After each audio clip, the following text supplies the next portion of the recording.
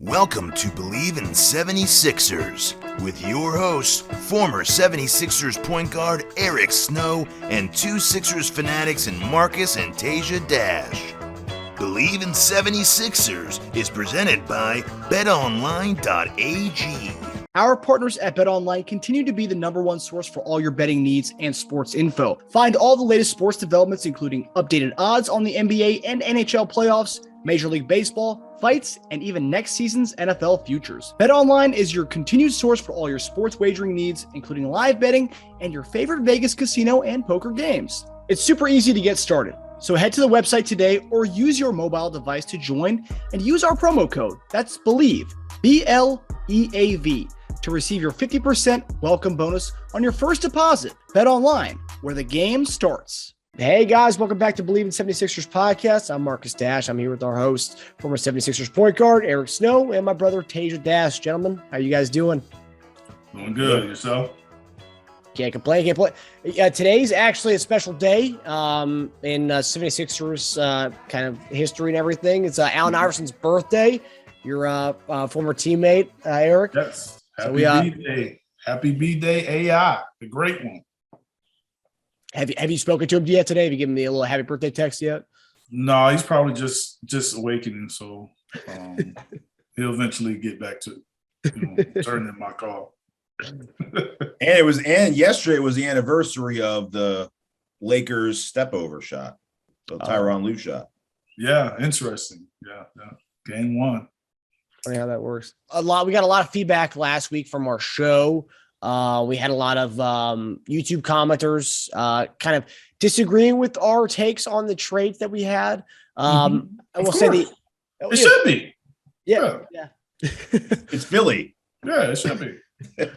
But I want to make one thing clear, though, to a lot of the viewers. These weren't our trades because a lot of people were getting mad at us for bringing these up. These are trades that we saw on Twitter from Bleacher Report and other different websites that actually proposed these trades. We were just talking about them. So a lot of people got mad at us for even talking about these trades. These weren't our trades. Suggesting them.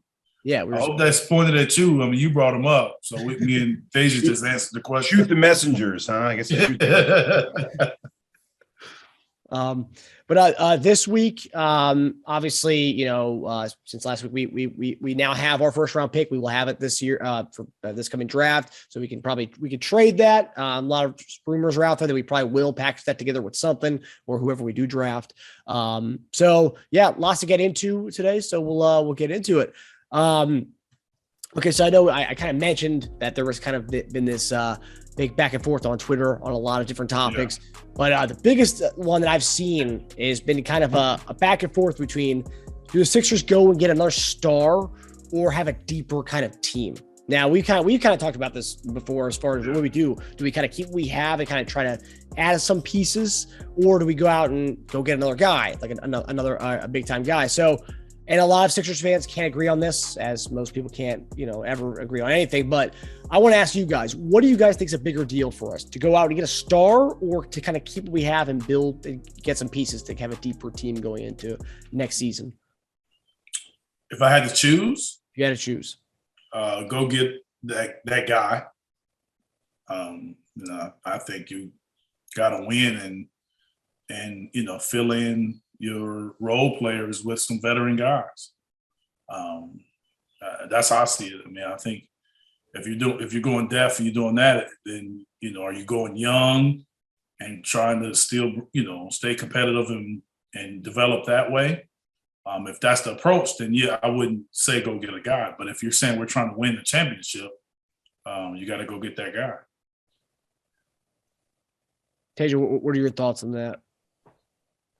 So complicated. I mean, it just depends. When I was thinking about it, I was like, this comes down to two big things, right? James Harden and how his deal is structured. I think that gives us, that will force our hand, I think, one way or the other. And how they're going to fit another star in. And if we're talking about shedding Tobias Harris' contract, using that to add a star, we could possibly do both. Again, depends on how Harden structures his contract. We could still have the MLE and the BAE, spend about $14 million on free agents that way to help our depth. But realistically, it's probably going to be one or the other. I'd have to I'd go with Eric and, well, I know what Maury wants. Maury wants another star too. If we had another star with Harris's money and got a serviceable starting 4, I think that between the new star, Maxey, Harden, and Embiid, we have a lot of firepower. The one thing that draws me back, though, is I know Harris isn't a star, but he averaged 17 to 19 with Harden, right? And since Harden came here. How much more? I mean, let's say we got LaVine, right? Let's say we somehow pulled that out. I'm just using that as an example. How much more can LaVine score with the amount of touches that he's going to have? Because he's not going to have Chicago numbers. He's not going to have, Minnesota numbers. Right? When I think of someone like that, I don't think of as if, what can the guy do with Joel? I'm thinking more of, can a guy win us a game? Can we get in the fourth quarter of a conference finals or conference semifinal game and he win the game for us? So yeah, that's where James is supposed to be that guy too. But if you're getting a guy, so if James doesn't do it and Tobias doesn't do it, basically who is Joel is the only guy. So I just think I think some of that falls on James. But I think that you got to have, if you get another guy, that's what it's all about. The team putting you in position to go win a game. If Joel doesn't play or if he just doesn't have it that game, do we have a guy, Chris Middleton type guy that can, when Giannis is in that foul trouble or don't have it going, he wins the game. He's done that historically. So I'm not saying Chris Middleton, I'm just saying that type of player. Mm-hmm. Is how I'm thinking, looking at it. And I do see why people, to defend the other side of it, I do see why people want the depth, right? I totally agree to. Yeah, I can see both ways. I think the depth definitely helps you because some of that we're asking for, it'll just be spread. It won't just be one particular guy. It'll be multiple people. And hopefully with the depth, you'll also have the specialists that you need, rebounding, defense, shot making. So I can see that, and that's definitely needed. I just don't think you can address every area. Yeah. That's just my concern with that. Yeah. I mean, if you got rid of Harris, got a serviceable 4, a cheaper guy who does something similar but cheaper, and then you get a legit two-way 3, and then you get some bench pieces. I wouldn't hate it if we went the depth route. I mean, look, Miami beat us with a big part of their depth, not their high-end talent. It was their depth that ended up just like taking over. Their bench killed us every game. So, if you look at why we lost, it wasn't necessarily because of the high-end talent. Those guys in Miami are really good in their roles. Yep. Yeah, we just don't have that. So I see why we do that. I would personally. So that's what I'm saying. Like, you can go get the depth, but they still have to perform in their roles. Mm-hmm. Yeah. But at the end of the day, I agree with you. I think you go get the most talent you can, get the highest end talent you can, and try to figure it out and plug the holes as you go along. Now, what do you guys say? Because one of the biggest for the people online who are more so the depth route.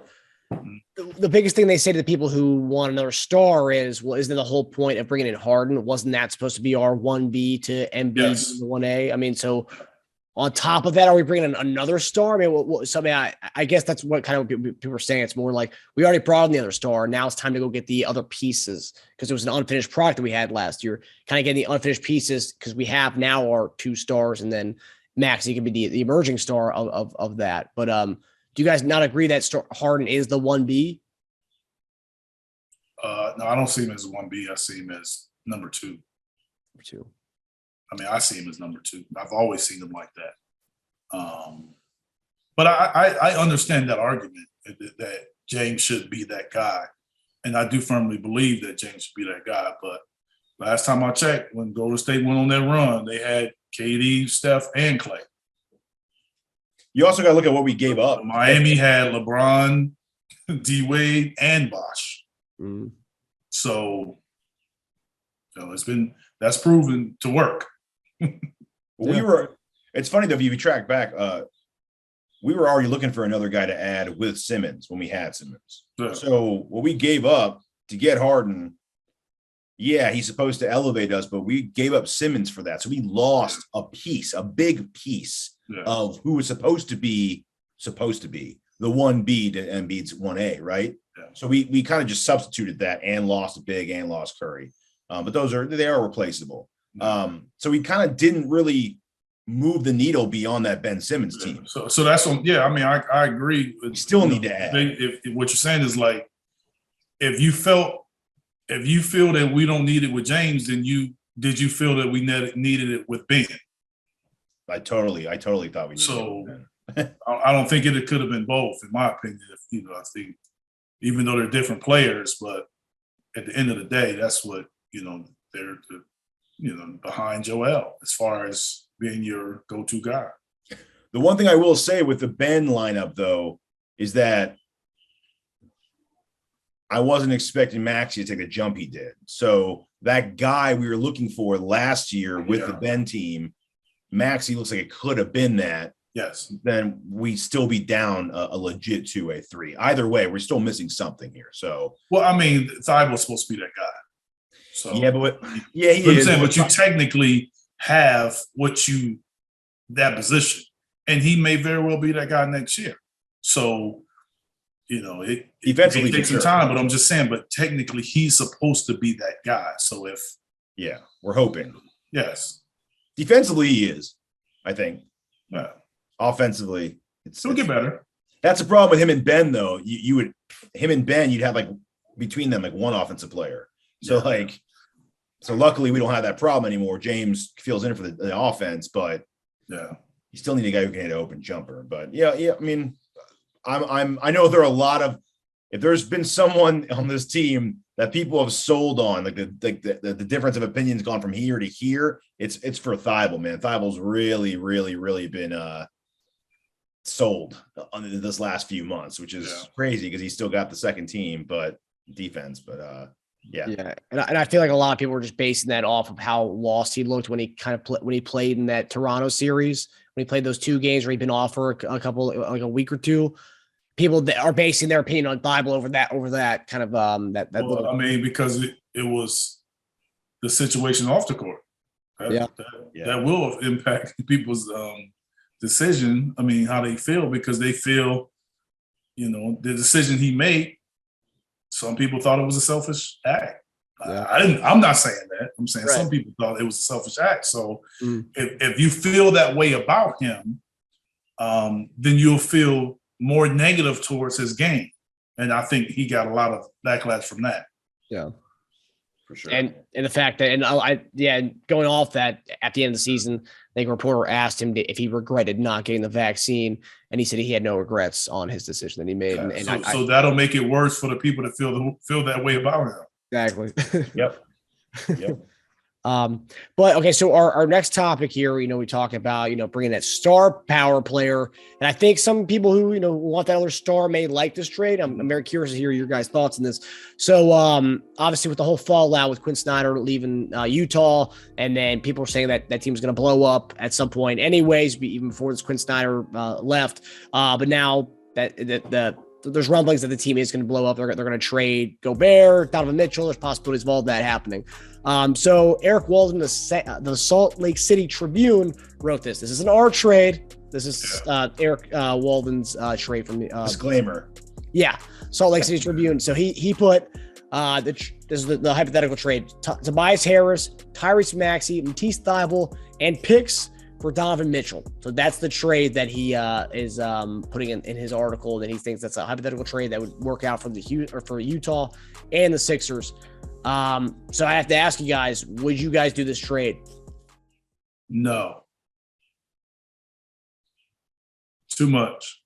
That's interesting, Eric, because you were going to do this for Beal. You think Beal's that much better? No, we didn't give that much up for Beal. It wasn't picks and all that. It was just Tobias and Max. That's true. It wasn't picks. So the picks is where you draw the line? The picks and a third guy. Yeah. So it's a third guy and picks. So if they said either Thybulle or the picks, would you do it? it got to be somebody else with Donovan Mitchell. It just can't just be him. And I've seen you're variations essentially of giving that. up 2 starters and arguably your 5th starter or your 6th or 7th man for one guy that I don't think is like, trading for, Kawhi or, you know what I'm saying? Like, I don't think he's there. Yeah. I like him a lot, but I don't think he's like the top shooting guard. What if they threw in Royce O'Neal? I mean, I would consider it, but to me, that's still too much. Yeah. I mean, I think you're moving 2 starters to get 2 starters that, in some ways aren't very much better than 2 starters that you traded them for. Mm. Yeah. Yeah. I think Mitchell's a great offensive talent, but I think we're already grooming someone in Maxey whose trajectory is headed that way. So to give up a younger version, 4 years younger than him, it just doesn't make sense. I wouldn't do it. I'm not saying Maxey is Mitchell by any means, but Maxey improved from year 1 to year 2 more than Mitchell's improved from year 1 to year 5. So Maxey's going like this. Mitchell, if you look at his stats, I mean, it's pretty much, I'm not going to say he's plateaued. That's not fair because he's 25, turning 26. But I mean, I just don't see where he's going to get that much better. His shooting percentage is about the same. It's gone down a little bit. His rebounds have gone down since last year, I believe. His assists are about even.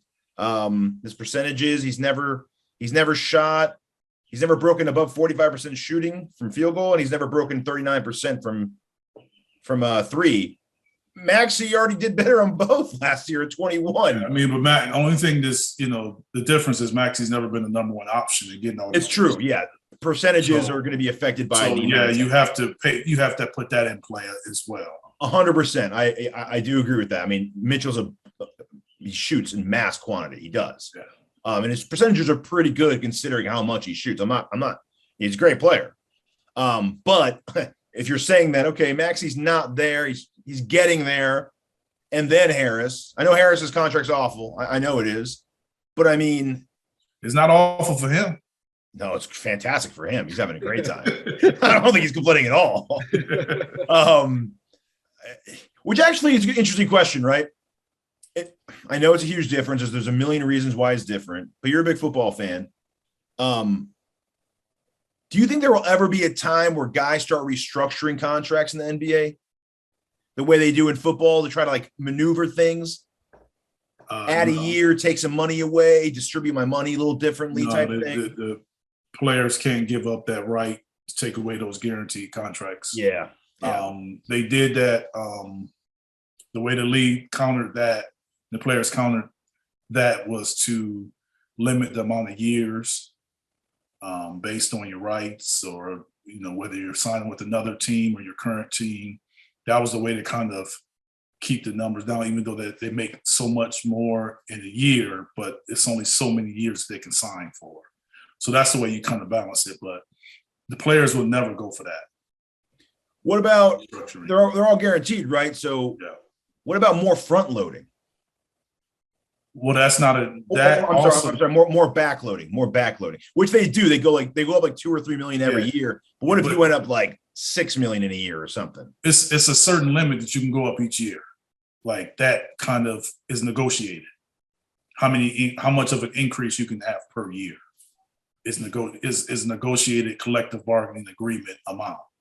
So they could they can go to a collective bargaining agreement and decide to increase that number. They could do that, but then it's going to really mess up the cap as well. So you can have a cap hit. It definitely will. And then the next year you can have a bigger cap hit, which is going to take you into luxury tax a little faster. So it's I get what you're saying with football, and the reason why football can kind of do that is football, for most of them, aren't guaranteed, and they can restructure them, and they get signing bonuses also in football. And those signing bonuses, even though they get a 10-year, like $10 million up front, they spread it within the life of the contract as far as how it hits the salary cap. So it's a little different. The structures are different. So there's no way to kind of look at it and say, can we do that? It's just, they're different. I was looking at someone's, I forgot whose it was, their contract, their salary, and he went up like from this year to next year goes up like $5 million, but it might be percentage based on how much he's already making. Yeah. Like you couldn't have a guy go from like 10 to 15 next year, but you could probably have a guy going from like 48 to 53 next year. Yeah. Because he's making so much more. He's making so much. Yeah. It's a percentage of what he's making. Yeah. Yeah. Okay. That makes sense. Sorry, I just wanted to go on about contracts for a second. But yeah, going back to the trade, I'd say no. I'd say no to that. Yeah. Now, if you could find a way to fit like Royce O'Neal's close for me. He gives us that doggy thing, but if you could figure out to get away Bogey in there, which contractually, I don't know if it'll work. You have to like throw a Danny Green in there or something. And if you gave me Bogey and Mitchell, that's a little closer to where I'd feel we're getting there. Okay, well, I'm glad you said that. So one of our subscribers commented on one of the trades we had last week, and he suggested this trade. This was before this whole thing came out. I'm just wanting to get your thoughts on it. So in this trade, we would send Tobias, Matisse Thybulle, Shake Milton, and our first round and the rights to our first round pick this year, and we would get back Jordan Clarkson, Bogdanovich, Royce O'Neal, Rudy Gay, and a 2025 second round pick. Would you do that trade? I would consider it. Yeah, I would consider it. I mean, I think that's a totally different kind of trade. It's a different kind of trade. I think that's a depth trade. I think for that trade, if you're really into someone coming off the bench giving you a huge spark, and you're committed to Maxey being in the starting lineup, yeah, then you can do Jordan Clarkson, and he can come in and kind of give you that. But it kind of depends on, to me, like what the true direction we're going to head in. I will have to hear and see a little more as far as the true direction. I think that's the kind of trade you do if you know you can't get a star anymore. We're not getting Levine, we're not getting Beal, we're not getting Mitchell, any of those guys. It's not happening. It can't happen.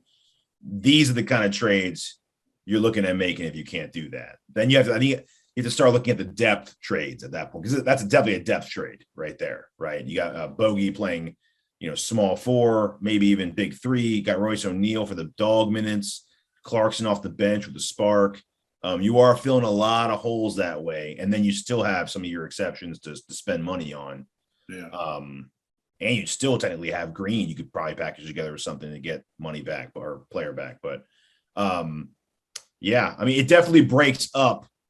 It just depends what they're looking for here. If they're looking to break up Tobias's contract and a couple different guys to make it easier to trade one of them, maybe by midseason or something, then that's also, so it could be a move for another move.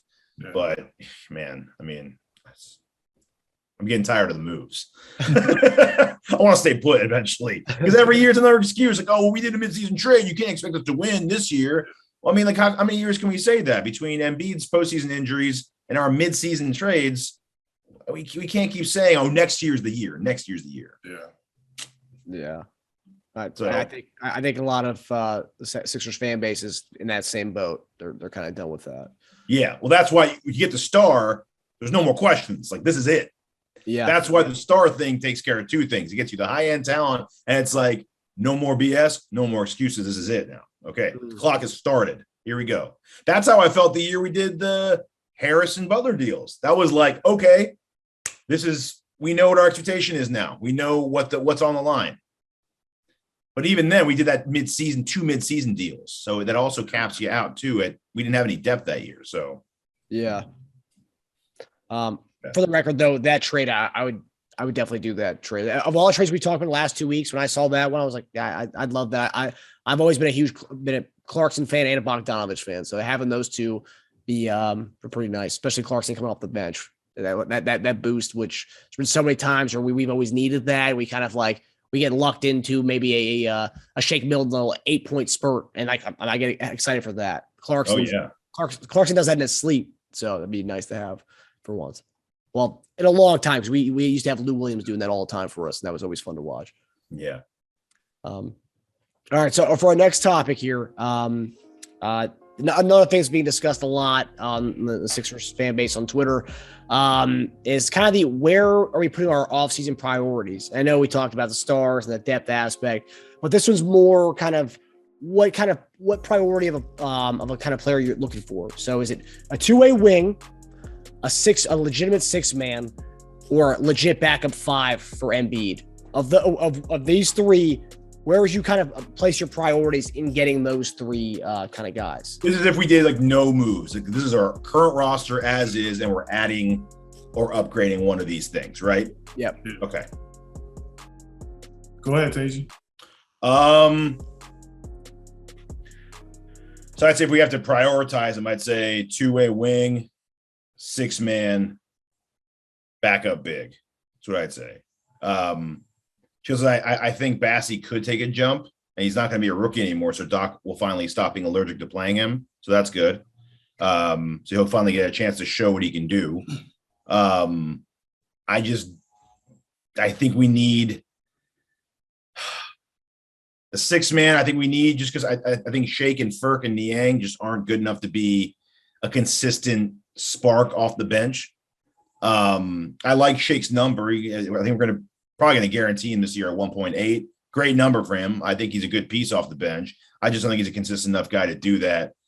Two-way wing wins out for me just because with Green's injury and Thibel's refusal to take a shot. Sorry. See what I did there? Shot. Yeah.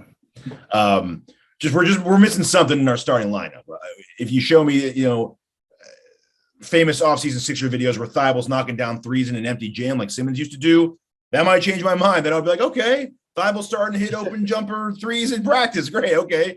But I mean, I won't. I've seen too many of those anyway. But we need a wing badly. It's such an important part to gel this together. I want a younger Green is what I want. Give me a younger Green, which is basically Thibel with the shot. So we're not that far away. If I had to say number one, I would say the big. I think you need the reliable big. I mean, we just seen Joel go down and get injured in the playoffs. So having someone that can play behind him and even better if they can play alongside him, to me, I think has to be a priority because even though he's a terrific player, you don't want such a huge drop off when he's out or if he has to sit out.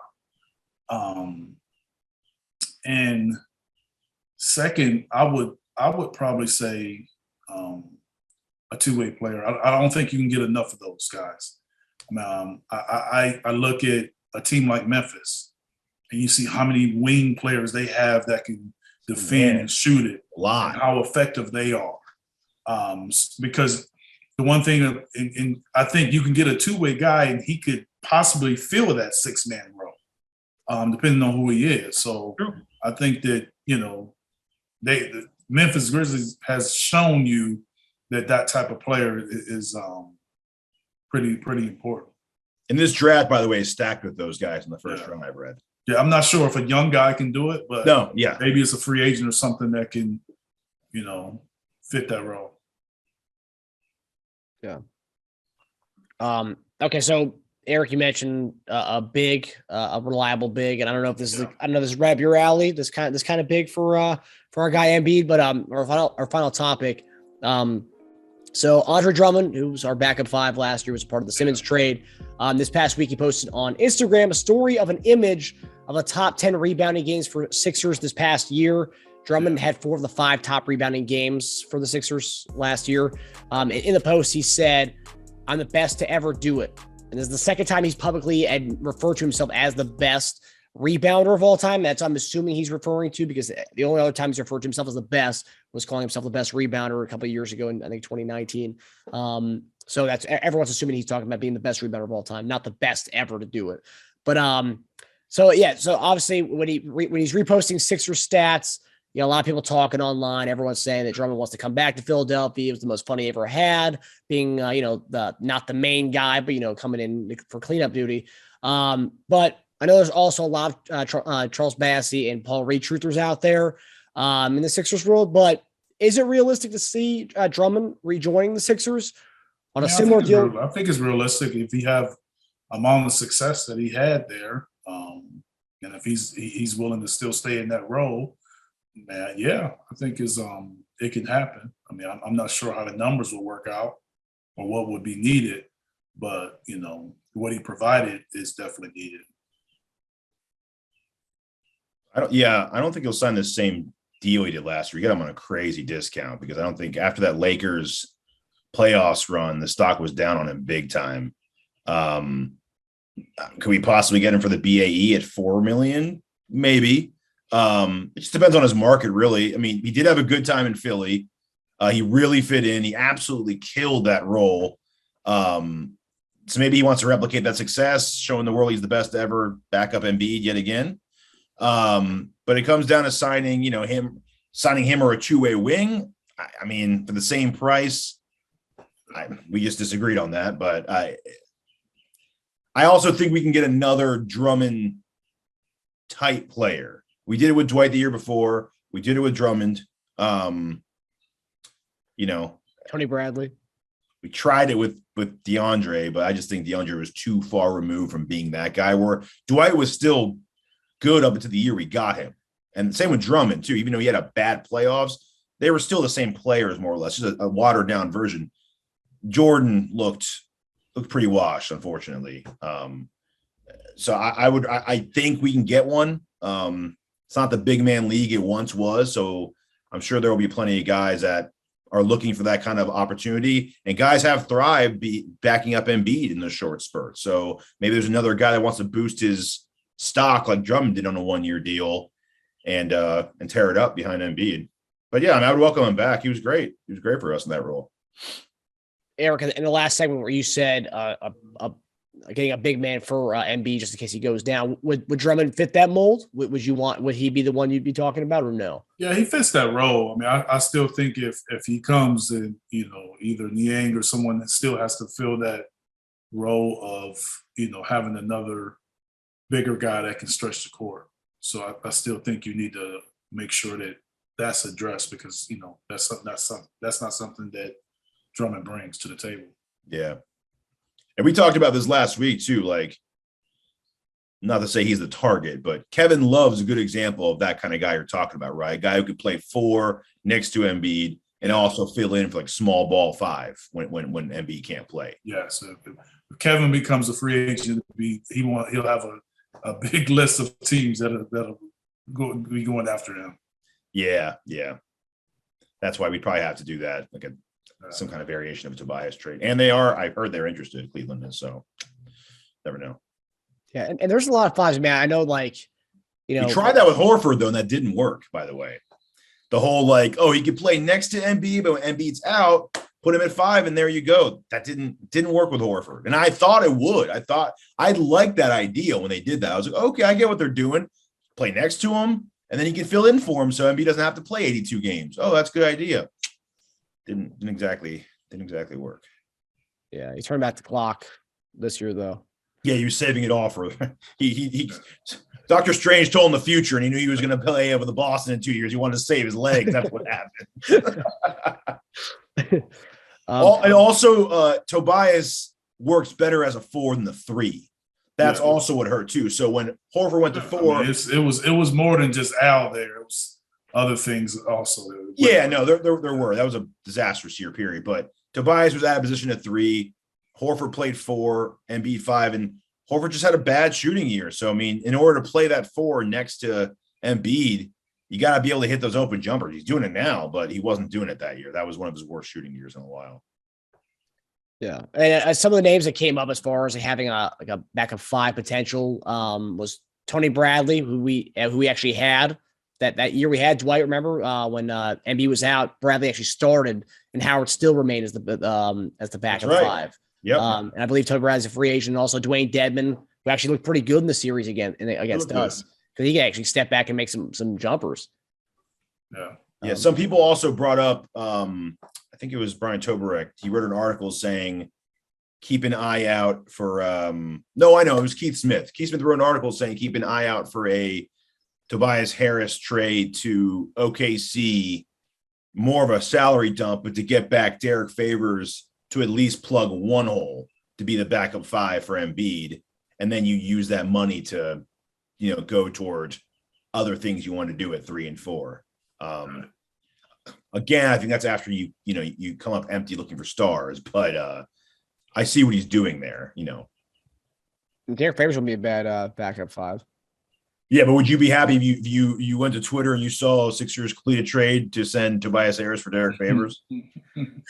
I mean, I'm not talking Favors. Favors would be a very good backup 5, and he's expiring $10 million contract. That's cool. But I'm asking you, would you be happy if you clicked that link and that's what it was? No, but I mean, you obviously know more moves are coming because of that. Because I mean, you're emptying that. That's a very mature answer. I like that. 90% of the Philadelphia city, though, would not have that mature answer. They'll burn it down, man. They'll burn it down. Man, oh my god. They would not do them any favors. Let me put it that way. Okay. No. That's funny. Yeah, so that does it for us, guys. Thanks for tuning in to Bleav In 76ers, presented by BetOnline. We'll see you guys next week as we continue fielding these rumors and these hypotheticals that are coming in. I think we're 2 weeks out from the draft. So, I mean, yeah. We got something to look forward to. Yeah. And we'll have some more answers. Yeah. But, so we'll actually next week there's a mock draft that I kind of wanted to ask you guys about as far as players that we could get, maybe potentially package off, but we'll talk about that. Some mock drafting. Yeah. All right, guys. See you next week. All right, guys. Take it easy. Later.